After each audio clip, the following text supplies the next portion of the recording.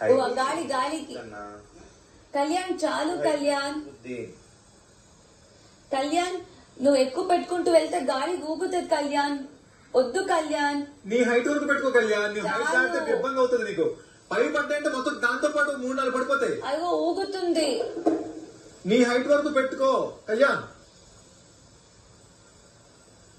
కళ్యాణ్ నన్ను అడిగితే పైన 2 తీసేయమని అంట బికాస్ గాలికి అది ఊగుతుంది అండ్ ఒక్కవేళ ఒక్క బాల్ టచ్ అయింది అనుకో డీప్ లైక్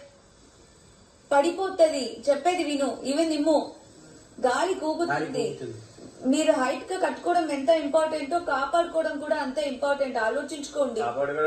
ఊరికి కట్టుకుంటూ వెళ్ళడం కాదు ఎదరి నుంచి కొడతారు వెనకాల నుంచి కొడతారు